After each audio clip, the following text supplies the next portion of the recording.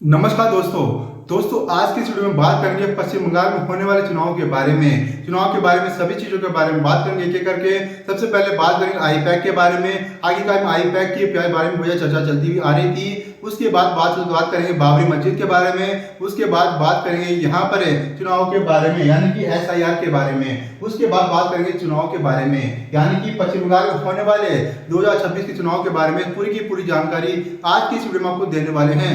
साथियों, यहाँ पर चुनाव होने वाले हैं मार्च अप्रैल के महीने में यानी कि पश्चिम बंगाल में मार्च अप्रैल के महीने में यहाँ पर चुनाव होने वाले हैं। उसका मामला यहाँ से उठता हुआ जा रहा है। सबसे पहले मामला उठा था आईपैक के बारे में। अगर आप आईपैक नहीं जानते तो यहाँ पर एक ऐसी कंपनी है जो कि अपने जो पार्टी होती है किसी को सपोर्ट करने के लिए एक प्राइवेट कंपनी होती है जो कि एक डाटा बनाती है ताकि किसी भी पार्टी को वहां पर चुनाव किस तरह से करना है, कैसे चुनाव करना है, किसकी कैंडिडेट्स को खड़ा करना है। इसके साथ ही उसके बारे में ऐसा भी कहा जा रहा था कि यहाँ पर ऐसे जो पार्टी है तृणमूल कांग्रेस पार्टी है उसका ही गठबंधन है आईपैक के साथ है। यानी कि आईपैक जो कंपनी है वो ममता बनर्जी के लिए काम कर रही थी। उसके साथ ही उसके ऊपर ईडी के द्वारा रेड भी मारी गई थी।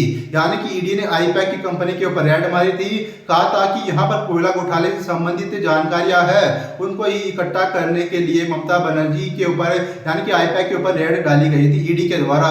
उसके बाद ममता बनर्जी तुरंत आईपैक की कंपनी वहां पर पहुंचती है। उन्होंने एक हरे रंग की फाइल अपने हाथ में ले ली थी। उसी फाइल के अंदर अपनी पार्टी का डाटा मौजूद था। साथ ही उन्होंने आरोप लगाया केंद्र सरकार के ऊपर कि हमारी पार्टी का जो डाटा है उसे चोरी करने के लिए ईडी आईपैक कंपनी में पहुंची थी। लेकिन आईपैक ने कहा कि ईडी ने कहा कि हम यहाँ पर कोयला घोटाले की जांच करने के लिए आए हैं। इसके साथ ही यहाँ पर ममता बनर्जी ने केंद्र सरकार के ऊपर आरोप भी लगाया कि आप हमारी पार्टी का डाटा चुराना चाहते हो। हम किस तरह से रणनीति बनाते हैं, हम क्या क्या स्लोगन बना रहे हैं, यानी कि कौन कौन से नारे का उपयोग हमारी पार्टी में चुनाव के लिए समय किया जाएगा। इसके साथ ही उन्होंने यह भी कहा कि आप हमारी पार्टी के द्वारा जो डाटा चुराना चाहते हो वो आपको कभी भी नहीं मिलने वाला है। उसके बाद ममता बनर्जी वहां पर आईपैक कंपनी में से एक डाटा हरे रंग की फाइल वहां से लेकर के चली जाती है। उसके बाद सुप्रीम कोर्ट में यह मामला पहुंच जाता है। उसके बारे में बहुत चर्चा चलती हुई आ रही है। उसके बाद में आता है बाबरी मस्जिद है। बाबरी मस्जिद में यहाँ पर एक टीएमसी पार्टी के एक विधायक है जो कि भरतपुर क्षेत्र के आते हैं। उनका नाम है हुमायूं कबीर है। उन्होंने 6 दिसंबर 2025 को घोषणा की कि वो पश्चिम बंगाल के मुर्शिदाबाद जिले के बेलडोंगा इलाके में बाबरी मस्जिद का निर्माण करेंगे। उसके बाद ममता बनर्जी ने उनको पार्टी से निष्कासित कर दिया, निलंबित कर दिया। उसके बाद उन्होंने अपनी खुद की नई पार्टी बना ली जिसका नाम था जनता उन्नयन पार्टी। उन्होंने खुद की नई पार्टी बनाई। उन्होंने कहा कि हम पश्चिम बंगाल की 294 विधानसभा सीटों में से 135 सीटों पर अपना कैंडिडेट खड़ा करेंगे। साथ ही उन्होंने कहा कि सारे के सारे मुसलमान कैंडिडेट से हमारे पास आते हुए चले जाएंगे, जिससे कि ममता बनर्जी काफी ज्यादा परेशान होने लग गई थी। उसके साथ ही उन्होंने 11 फरवरी के दिन यानी कि 11 फरवरी के दिन से ही बाबरी मस्जिद का निर्माण करना शुरू कर दिया है। उसके साथ ही दोनों उत्तर प्रदेश के मुख्यमंत्री योगी आदित्यनाथ ने कहा कि इसका जवाब देते हुए कहा कि आने वाले समय में कायनात में भी कयामत तक भी बाबरी मस्जिद का निर्माण हम नहीं होने देंगे। यानी कि उनकी तरफ से भी इसको जवाब दे दिया गया था हुमायूं कबीर को, क्योंकि बाबरी मस्जिद का निर्माण कर रहे थे। बाबरी मस्जिद का निर्माण करने के लिए वहां से लाखों मुसलमान पहुंचे थे। उन्होंने अपने अनुसार दान दक्षिणा भी दी थी। इसके साथ ही आए लोग बाबरी करके उन्होंने कैप की टोपिया और साथ ही टी शर्ट पहने हुए लोग भी वहां पर पहुंचे थे। कुछ लोग ऐसे कह रहे थे कि यहाँ पर एक मुद्दा है, राजनीति इसको मुद्दा बनाया जा रहा है, जो कि एक धार्मिक मुद्दा है। उसके साथ ही सुप्रीम कोर्ट ने भी कह दिया था कि आप बाबरी के नाम से, बाबर के नाम से किसी भी बिल्डिंग पर रोक नहीं लगा सकते हैं। यानी कि बाबरी मस्जिद बनाने के लिए भी सुप्रीम कोर्ट ने अपना अधिकार दे दिया था। उसके साथ ही आने वाले कुछ समय के बाद भी चर्चा चलने लगी कि बाबरी मस्जिद का जो निर्माण किया जा रहा है हुमायूं कबीर के द्वारा, वो उन्होंने अलग से पार्टी बना ली है। उन्होंने कहा कि हम सीपीएम यानी कि सीपीआई जो कि लेफ्ट पार्टी है वो साथ ही असदुद्दीन ओवैसी की पार्टी के साथ गठबंधन करेंगे और हमारी जो सरकार आने वाली है जो पश्चिम बंगाल के अंदर 135 विधानसभा सीटों के ऊपर हमारे कैंडिडेट खड़ा करेंगे। यानी 294 विधानसभा की सीटें आती है पश्चिम बंगाल के अंदर। वहां पर 135 सीटों पर जनता उन्नयन पार्टी के गठबंधन के साथ लड़ने वाले का ऐलान भी कर दिया गया था। उसके साथ ही बाबरी मस्जिद का निर्माण भी शुरू कर दिया गया है। यानी कि 11 11 फरवरी से बाबरी मस्जिद का निर्माण करना शुरू कर दिया गया था। उसके साथ बात करते हैं एसआईआर के बारे में। एसआईआर का मुद्दा भी बहुत ज्यादा उठता हुआ दिखाई दे रहा था। ममता बनर्जी ने इस मुद्दे का फायदा उठाया और साथ ही इनकी जो काले कोट पहने हुए फोटोज है पश्चिम बंगाल के अंदर जगह जगह पर लगाई जाने लग गई, यानी कि कार्यकर्ताओं के द्वारा पश्चिम बंगाल में जगह जगह पर इनके काले कोट पहनी हुई तस्वीर लगाना शुरू कर दिए थे, यानी कि इनके सिंपैथी इनको मिलना शुरू हो गई थी, जिसका फायदा इनको चुनाव में देखने को मिल सकता है। साथ ही एसआईआर के बारे में बात करते हैं। यहाँ पर पश्चिम बंगाल के अंदर यहाँ पर 58.21 लाख वोट काटे जा चुके हैं, यानी कि वोट ऐसे वोट हैं जो मतलब कुछ लोग ऐसे जो मर गए हैं, कुछ लोग लापता हो गए हैं, कुछ लोग किसी और जगह पर शिफ्ट हो गए हैं, कुछ लोग अवैध घोषित हो चुके हैं, कुछ लोगों ने अपना नाम ही दर्ज नहीं करवाया है एसआईआर के अंदर।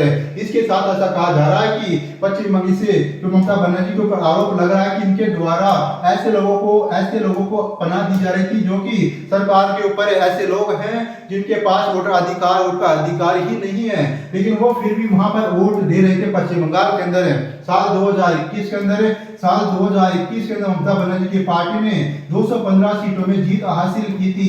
उसमें से यहाँ पर 294 सीटों में से कुछ ऐसी सीटें हैं, लगभग यहाँ पर 166 ऐसी सीटें हैं जहाँ पर वोटों का जो अंतर था लगभग 19,000 के आसपास था। 19,000 के आसपास वोटों का अंतर था, यानी कि 19,000 से ज्यादा था, लगभग 25,000 के आसपास है, लगभग 25,000 के आसपास यहाँ पर वोटों का अंतर था। यानी कि ऐसी 166 सीटें हैं जहां पर प्रत्येक सीट पर लगभग 19,000 वोट ऐसे वोट हैं जो कि फर्जी तरीके से दिए गए थे। यानी कि 2021 के अंदर ममता बनर्जी की पार्टी के द्वारा यहाँ पर 166 सीटों में से 102 सीटों में जीत दर्ज हुई थी। ये ऐसी सीटें हैं जहां पर 19,000 से ज्यादा वोट फर्जी वोट हैं जो कि ममता बनर्जी की पार्टी को मिले थे। साथ ही ममता बनर्जी की पार्टी को, एकमात्र पार्टी को यहाँ पर पूरे के पूरे मुस्लिम वोट मिलते हैं, यानी कि मुस्लिम जो आबादी है पश्चिम बंगाल की, मुस्लिम जो आबादी है ममता बनर्जी को सपोर्ट करती हुई दिखाई देती है। इसके साथ ही यहाँ पर आने वाले समय में यह भी देखने को मिलेगा कि ममता बनर्जी को सपोर्ट भी किया जा रहा है मुस्लिमों के द्वारा। जब से बाबरी मस्जिद की बात चलती हुई आ रही है, इससे ममता बनर्जी बहुत ज्यादा परेशान होती हुई दिखाई दे रही है। बाबरी मस्जिद के हुमायूं कबीर ने कहा कि हम पश्चिम बंगाल के अंदर 135 सीटों पर चुनाव लड़ने वाले हैं। उसके साथ ही ममता बनर्जी परेशान होने लग गई थी। इन्होंने नया पैंतरा करना शुरू कर दिया, इन्होंने एसआईआर को पकड़ लिया, यानी कि एसआईआर के खिलाफ उन्होंने आवाज उठानी शुरू कर दी। साथ ही उन्होंने खुद ही अपनी दलीलें पेश करने के लिए दिल्ली की सुप्रीम कोर्ट में भी गई थी, जहां पर एक काले कोट पहनकर इनकी तस्वीरें भी वायरल हुई थी। वहां पर इनके द्वारा कहा जा रहा था कि हमारे बंगाल के लोगों के वोट काटे जा रहे हैं। बंगाल के जो 1.25 करोड़ लोग हैं, बंगाल के लगभग 1.25 करोड़ जो लोग हैं लाइनों में लगे हुए हैं अपना नाम जुड़वाने के लिए। साथ ही इन्होंने लोगों के खिलाफ लोगों के साथ मिलकर के आवाज उठानी शुरू कर दी कि हमारे बंगाल के वोट काटे जा रहे हैं। उसके बाद एसआईआर की प्रक्रिया शुरू होती है। 58.21 लाख वोट ऐसे वोट हैं जो मारे जा चुके हैं, लापता हो चुके हैं या फिर किसी और जगह पर शिफ्ट हो चुके हैं, वो वोट काटे जा चुके हैं। उसके साथ ही यहाँ पर एसआईआर ने कहा कि प्रत्येक सीट से लगभग 19,000 वोट पड़े हैं। 19,000 वोट ऐसे वोट जो काटे गए हैं, यानी कि ऐसे 166 सीटें थी जहां से 166 ऐसी सीटें थी जहां से यहाँ का जो अंतर था, जीत का जो अंतर था वो 25,000 सीटों के आसपास था। 25,000 सीटों से कम था यहाँ का अंतर था। यहाँ पर ममता बनर्जी की पार्टी ने 102 सीटें पर जीत हासिल की थी, जिससे कि ममता बनर्जी की पार्टी ने साल 2021 में 215 सीटों पर जीत हासिल की थी। अब बात करते हैं यहाँ पर चुनाव के बारे में। साल मार्च अप्रैल के अंदर यहाँ पर मार्च और अप्रैल के अंदर पश्चिम बंगाल में चुनाव हो सकते हैं। उसके साथ ही यहाँ पर दोनों पार्टियां, चाहे बीजेपी पार्टी हो चाहे तृणमूल कांग्रेस पार्टी हो, दोनों पार्टी अपने दमखम लगाते हुए दिखाई दे रही है। इसके साथ ही ममता बनर्जी केंद्र सरकार के ऊपर आरोप लगा रही है कि आप हमारे बंगाल में आना चाहते हो, हमारे बंगाल के ऊपर कब्जा करना चाहते हो। लेकिन केंद्र सरकार कह रही है कि यहाँ पर ममता बनर्जी ने काफी ज्यादा घमासान मचा रखा है, काफी ज्यादा अपना प्रभाव मचा रखा है। उसके साथ ही इनके ऊपर आरोप भी लगाए जा रहे हैं कि ये तुष्टीकरण की राजनीति करती है। उसके साथ ही ये मुस्लिमों को बरगलाने का काम भी करती है। उसके साथ ही केंद्र सरकार ने यानी कि बीजेपी की पार्टी ने इनके ऊपर आरोप लगाया कि बाबरी मस्जिद वाली जो पार्टी हुमायूं कबीर वाली पार्टी है, जनता यूनियन पार्टी JUM जनता यूनियन पार्टी के द्वारा इनको बी टीम बताई जा रही है, यानी कि इनकी जो बी टीम है जनता यूनियन पार्टी के रूप में दिखाई जा रही है, जिससे कि भारतीय जनता पार्टी यहाँ पर इनके ऊपर आरोपित होने लगे हैं।